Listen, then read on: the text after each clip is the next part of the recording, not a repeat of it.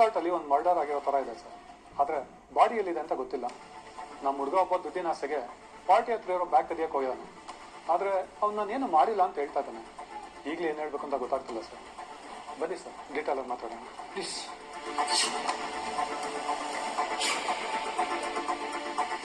Sir, ನಾನು ಒಂದು ದೊಡ್ಡ ಗ್ಯಾಂಗ್ಗೆ ಸೇರಿದವನು. ಹೌದು, ನನ್ನ ಸುಟ್ ಕೇಸಲ್ಲಿ ದುಡ್ಡಿತ್ತು. ಸುಮಾರು 1 ಕೋಟಿ ಹತ್ತತ್ರ ಇತ್ತು. ಅದರಲ್ಲೂ ನಮ್ಮ ಬಾಸು ಬೆಂಗಳೂರಿಗೆ ಡಾನ್. ಓಹೋ, ಈ ಡೀಲ್ ದುಡ್ಡನ್ನ ನಾನು ಇನ್ನೊಬ್ರು ಕೊಡ್ಬೇಕಿತ್ತು. ಅಷ್ಟರಲ್ಲಿ ಹೀಗಾಗೋಯ್ತು. ನನ್ನ ಜೊತೆ ಇದ್ದಿದ್ದು ಹುಡುಗಿ ಈಶಾ. ಅವಳು ನಮ್ಮ ಬಾಸ್ಗೆ ತುಂಬಾ ಬೇಕಾದವಳು. ನೀವೇನಾದ್ರು ಈ ವಿಷಯ ಪೊಲೀಸ್ ಅವ್ರಿಗೆ ಹೇಳಿದ್ರೆ ಅದು ದೊಡ್ಡ ಇಶ್ಯೂ ಆಗುತ್ತೆ. ಆಮೇಲೆ ನಮ್ಮ ಬಾಸ್ ಕೂಡ ನಿಮ್ಮ ಮೇಲೆ ಒಂದು ಕಣ್ಣಿಡ್ತಾರೆ. ನೋಡಿ, ನೀವು ನಮ್ಮ ರೆಸಾರ್ಟ್ ಬಂದಿರೋ ಒಂದು ಗೆಸ್ಟ್ ಅಷ್ಟೇನೆ. ಅದು ಬಿಟ್ರೆ ನಮಗಿನ್ನೇನು ಸಂಬಂಧ ಇಲ್ಲ. ನಿಮ್ಮ ಜೊತೆ ನಿಮ್ಮ ವೈಫಾಗಿ ಬಂದಿರೋರು ಮಿಸ್ಸಿಂಗ್ ಆಗಿದ್ದಾರೆ. ಅದು ಒಂದೇ ನಮಗೆ ಸಂಬಂಧಪಟ್ಟಿರೋ ವಿಷಯ. ಏಕೆಂದ್ರೆ ಅವ್ರು ಮಿಸ್ ಆಗಿರೋದು ನಮ್ಮ ರೆಸಾರ್ಟಲ್ಲಿ. ನಿಮ್ಮ ಹೋಟೆಲ್ ಅವ್ರ ಕಡೆಯಿಂದನೇ ಈ ಸಮಸ್ಯೆ ಆಗಿರೋದು. ಅದು ದುಡ್ಡಿನ ಆಸೆಗೆ. ನಿಮ್ಮೂರಿಂದನೇ ಇದೆಲ್ಲ ಆಗಿರೋದು. ಇದೆಲ್ಲ ಆದ್ಮೇಲೆ ನೀವು ಪೊಲೀಸವ್ರಿಗೆ ಇದೆಲ್ಲ ಹೇಳಿದ್ರೆ ಸಮಸ್ಯೆ ಆಗೋದು ನಿಮ್ಗೇನೆ. ಯೋಚನೆ ಮಾಡಿ. ಅಂದ್ರೆ ನಿಮ್ಗೆ ನ್ಯಾಯ ಬೇಡವಾ? ಏನಾಗಿದೆ ಅನ್ನೋ ತಿಳಿಯೋದು ಬೇಡವಾ? ಸರ್, ನಮ್ಮ ಬಿಸ್ನೆಸ್ ಅಲ್ಲಿ ಇವೆಲ್ಲ ಮಾಮೂಲೆ. ಇವೆಲ್ಲ ನಡೀತಾನೆ ಇರುತ್ತೆ. ಹೌದು, ಇಶಾ ಬಗ್ಗೆ ಏನಾಯ್ತು ಅಂತ ತಿಳ್ಕೊಳ್ಳೋಕೆ ನನಗೂ ಟೆನ್ಷನ್ ಇದೆ. ಆದ್ರೆ ನನ್ನ ದುಡ್ಡು ಯಾರು ಕೊಡ್ತಾರೆ? ನೀವ್ ಆ ದುಡ್ಡನ್ನ ಕೊಡ್ತೀನಿ ಅಂದ್ರೆ ನಾನೇನು ತಕರಾರು ಮಾಡಕ್ ಹೋಗಲ್ಲ ಸರ್. ಸೈಲೆಂಟ್ ಆಗಿ ಹೋಗ್ಬಿಡ್ತೀನಿ. ಇಲ್ಲ ಅಂದ್ರೆ ಒಂದು ಕೆಲಸ ಮಾಡಿ, ನಮ್ಮ ಬಾಸ್ ಫೋನ್ ನಂಬರ್ ನಿಮ್ಗೆ ಕೊಡ್ತೀನಿ. ಈ ತರ ಸುಮಾರು 1 ಕೋಟಿ ನಿಮ್ ಕಡೆಯಿಂದ ಮಿಸ್ ಆಗಿದೆ ಅಂತ ನಮ್ಮ ಬಾಸ್ ಹತ್ರ ಹೇಳಿ. ಅವ್ರೇನ್ ಹೇಳ್ತಾರೋ ಹಾಗೆ ಮಾಡೋಣ. ಓಕೆನಾ? ರೀ, ಅದಕ್ಕೂ ನಮಗೂ ಏನ್ ಸಂಬಂಧ ಇಲ್ಲ. ಅವೆಲ್ಲ ನಾವು ಮಾಡೋಕ್ಕಾಗಲ್ಲ. ಅದೆಲ್ಲ ನನಗೆ ಗೊತ್ತಿಲ್ಲ ಸರ್. ಅದೇನ್ ಮಾಡ್ತೀರಾ ನನಗೆ ಗೊತ್ತಿಲ್ಲ. ನನಗೆ ನನ್ನ ದುಡ್ಡು ವಾಪಸ್ ಬೇಕು ಅಷ್ಟೇ. ಆವಾಗ ನಿಮ್ಮ ಹೋಟೆಲ್ ಮರ್ಯಾದೆ ಉಳಿತದೆ, ನಾನು ಆರಾಮಾಗೇ ಇರ್ಬೋದು. ಸ್ವಲ್ಪ ಯೋಚನೆ ಮಾಡಿ. ಸರಿ, ನನಗೆ ಸ್ವಲ್ಪ ಟೈಮ್ ಕೊಡಿ, ಯೋಚನೆ ಮಾಡ್ತೀನಿ. ಆದಷ್ಟು ಬೇಗ ಯೋಚನೆ ಮಾಡಿ, ಟೈಮ್ ಇಲ್ಲ.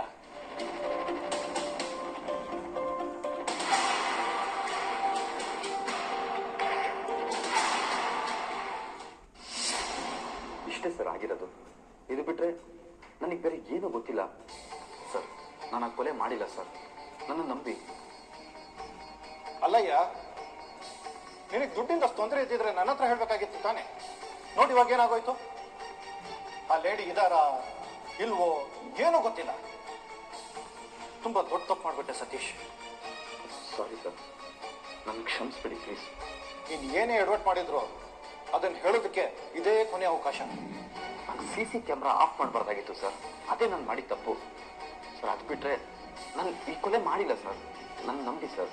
ಅಲ್ಲಯ್ಯ, ಸೆಕ್ಯೂರಿಟಿಯವರು ಎಲ್ಲ ಫುಟೇಜು ನೋಡಿದ್ದಾರೆ. ಹೋಟೆಲ್ಗೆ ಯಾರು ಹೊರಗಡೆಯಿಂದ ಬಂದಿಲ್ಲ. ಅಂದ್ರೆ ಒಳಗಿರೋರೇ ಏನೋ ಮಾಡಿರ್ಬೇಕು. ನೀನು ಏನೋ ಮಾಡಿಲ್ಲ ಅಂತೀಯಲ್ಲ ಸರ್. ಸತ್ಯವಾಗ್ಲೂ ನನಗೇನು ಗೊತ್ತಿಲ್ಲ ಸರ್. ನೀವು ಬೇಕಾದ್ರೆ ನನ್ನ ಪೊಲೀಸರಿಗೆ ಹಿಡಿದುಕೊಡಿ ಸರ್. ನಾನು ಇಲ್ಲಿ ಕೆಲಸ ಮಾಡ್ಕೊಂಡು ಬೆಳೆದವನು. ನಾನು ನಿಮಗೆ ಯಾವತ್ತೂ ಅನ್ಯಾಯ ಮಾಡಲ್ಲ ಸರ್, ಅನ್ಯಾಯ ಮಾಡಲ್ಲ. Let's sea.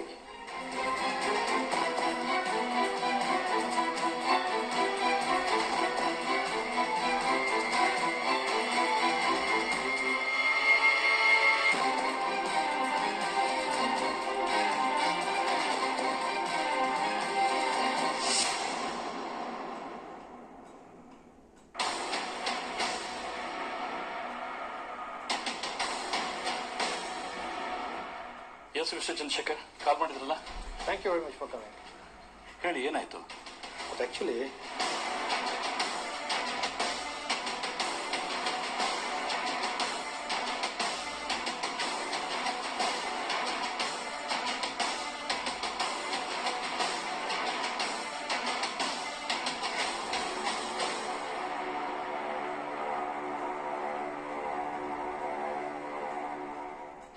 ಸೊ ಮರ್ಡರ್ ಆಗಿದೆ, ಬಾಡಿ ಸಿಗ್ತಾ ಇಲ್ಲ ಅಂತ ಹೇಳ್ತಾ ಇದ್ರಿ.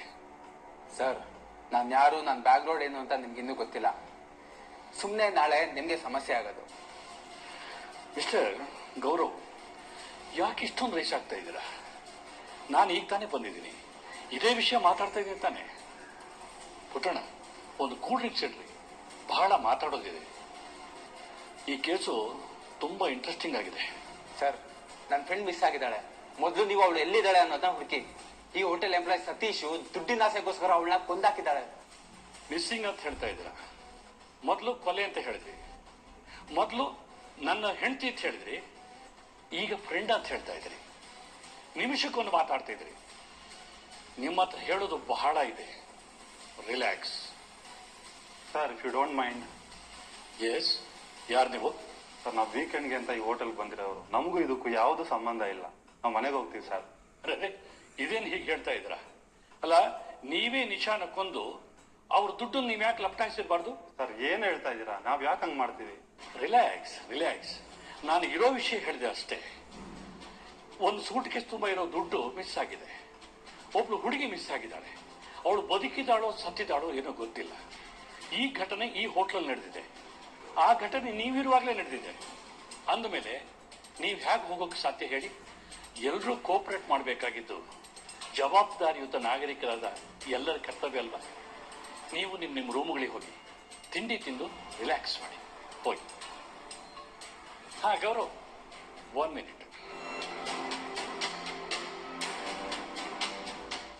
ನಾವು ನಿಮ್ಮ ರೂಮಿಗೆ ಹೋಗಿ ಡೀಟೇಲ್ ಆಗಿ ಮಾತಾಡೋಣ, ಓಕೆನಾ?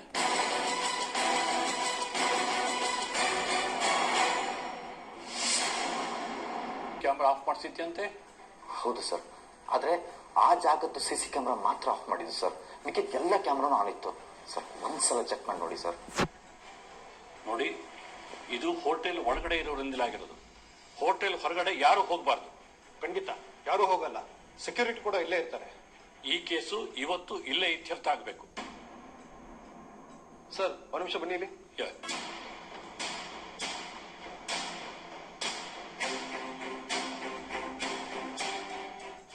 ಸರ್, ಇಲ್ಲೊಂದು ಟ್ವಿಸ್ಟ್ ಇದೆ. ಆ ಈಶಾನ ಹುಡುಗಿ ಸತ್ತೇ ಇಲ್ಲ ಸರ್.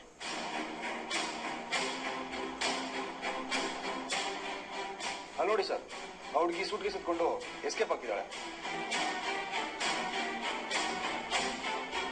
ಅಂದ್ರೆ ಆ ಹುಡುಗಿ ಅವನಿಗೆ ಮೋಸ ಮಾಡಿ ಓಡಿ ಹೋಗಿದ್ದಾಳೆ. ನನಗೂ ಹಂಗೆ ಅನಿಸ್ತಿದೆ ಸರ್.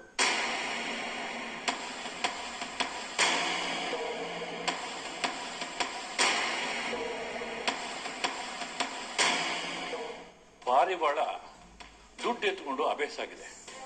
ಇವನು ಪಂಜರದಲ್ಲಿ ಸಿಕ್ಕಾಕೊಂಡಿದ್ದಾನೆ. ಅವಳು ಸತ್ತೋಗಿದ್ದೀನಿ ಅನ್ನೋ ತರ ಡ್ರಾಮಾ ಮಾಡಿದ್ದು ಇವನಿಗೆ ಗೊತ್ತೇ ಆಗಲಿಲ್ಲ. ಇವನಿಗೆ ದುಡ್ಡು ಸಿಕ್ಲಿಲ್ಲ, ಹುಡುಗಿನೂ ಸಿಕ್ಲಿಲ್ಲ. ರೇ, ಆ ಗೌರವ್ ನೆಡ್ಕೊಂಬನ್ರಿ. Yes sir.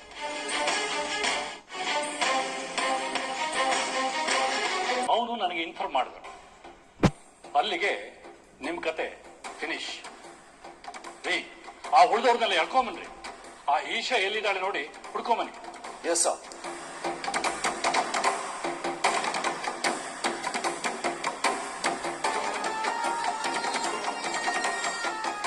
ಪುಟ್ಟಣ್ಣ, ಇವ್ರನ್ನೆಲ್ಲ ಎಳ್ಕೊಂಡು ಹೋಗಿ ಜೀಪ್ ಹಚ್ಚ್ರಿ. ಎಸ್ ಸರ್, ನಡೀರಿ. ಚಂದ್ರಶೇಖರ್, ಈಗೆಲ್ಲ ಪ್ರಾಬ್ಲಮ್ ಸಾಲ್ವ್ ಆಯ್ತಲ್ಲ? Thank you very much. ನಿಮ್ಮಿಂದ ನಮಗೆ ತುಂಬಾ ಸಹಾಯವಾಯಿತು. ನೀವು ಇವರ ಆಸೆಗೆ ಬಲಿ ಬಿದ್ದು ನಮಗೆ ಇನ್ಫಾರ್ಮ್ ಮಾಡದೆ ಹೋಗಿದ್ರೆ ಇಂಥ ಸ್ಕ್ಯಾನ್ ಅನ್ನ ನಮ್ಮ ಅರೆಸ್ಟ್ ಮಾಡೋಕೆ ಆಗ್ತಾ ಇರಲಿಲ್ಲ. ಇಂಥವ್ರನ್ನ ಹೀಗೆ ಬಿಟ್ರೆ ಈ ಸಂತತಿ ಬೆಳೀತಾನೆ ಇರುತ್ತೆ. ನಮಗೆ ನೀವು ಸಹಾಯ ಮಾಡಿದ್ದಕ್ಕೆ ಮತ್ತೊಮ್ಮೆ ಧನ್ಯವಾದಗಳು. Thank you very much. Thank you very much. My pleasure too. ಒಂದ್ಸಲ ದುಡ್ಡು ಮಾಡೋ ಮೋಹಕ್ ಬಿದ್ರೆ